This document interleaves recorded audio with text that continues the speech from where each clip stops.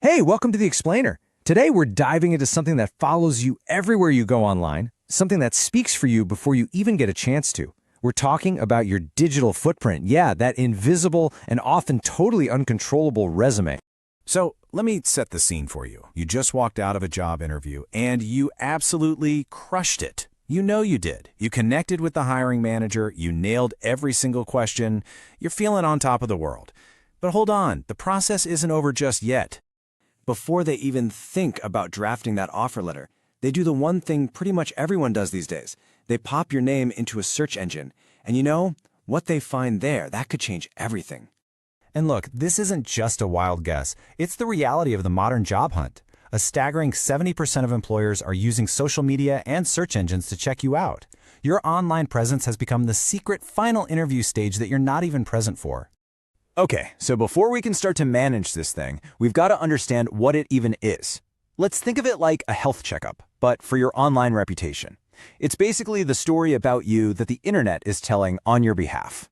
So every single time you post something, or you comment, or click like, or even just browse a website, you're leaving behind a tiny breadcrumb, a little trace of data.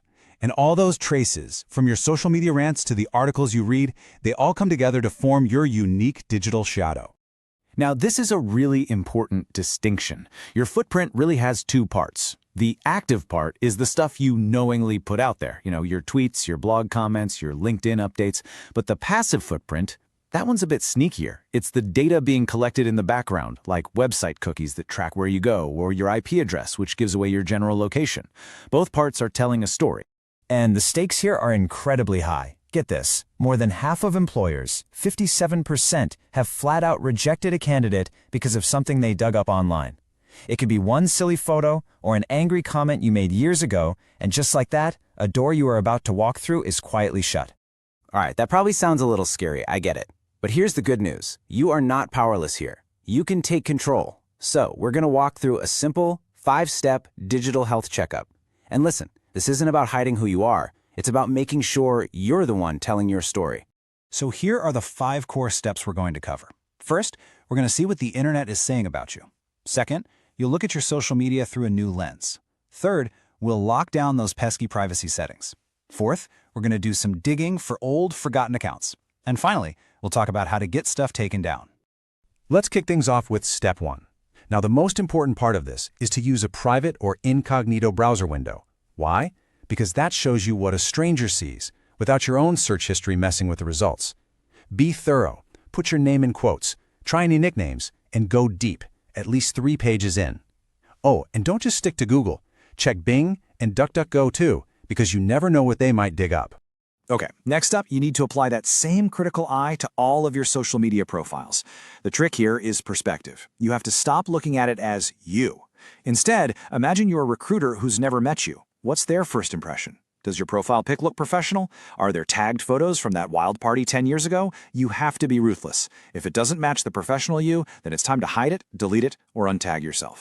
Listen, your privacy settings are not a set-it-and-forget-it kind of deal. Social media sites change their rules all the time, and they usually don't send you a memo. What was private last year could easily be public today. So make it a habit to go in and check your settings. Set personal stuff to private, and this is a big one. Turn on tag review. That way, you have to approve anything before it shows up on your profile.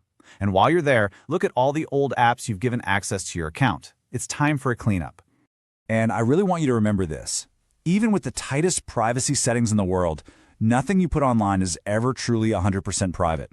A friend can take a screenshot. The platform could have a data breach. The best rule to follow is simple.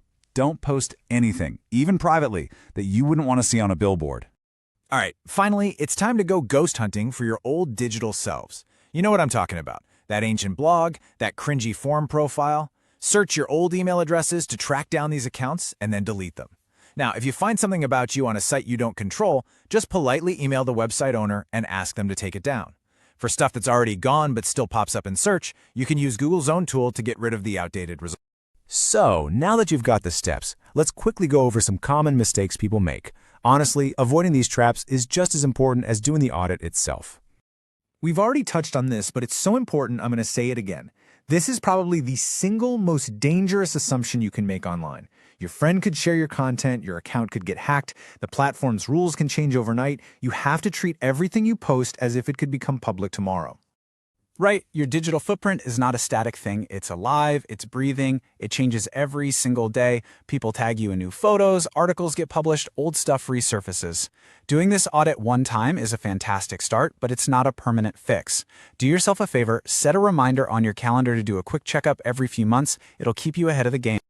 And that brings us to the real goal here. A one-time cleanup is just being reactive. The ultimate goal is to shift from just cleaning up messes to proactively curating your online presence. It's about building a positive story that you're in control of, not just erasing the negatives. And here are a few awesome and mostly free tools for your digital wellness toolkit. You should absolutely set up a Google alert for your name. It's like a little watchdog that tells you when you're mentioned online. Use a site like Have I Been Pwned to check if your email has been caught in any data breaches. That's your cue to change your passwords. And like we said before, NameCheck is amazing for finding those long-lost accounts.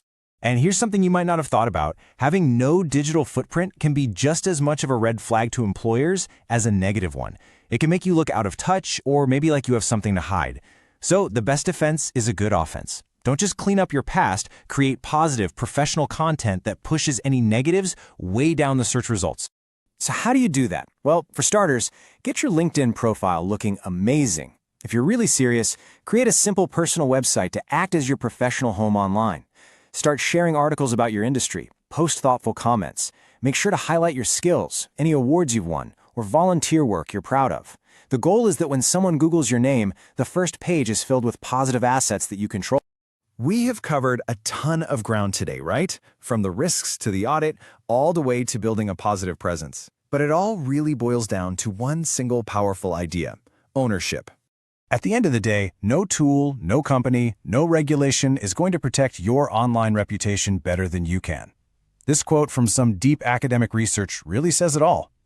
In this digital world, taking responsibility for your own privacy and your own story isn't just a good idea, it's absolutely necessary for your career.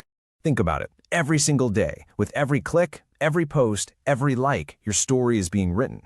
The only question is whether you are going to be the author or just a passive character.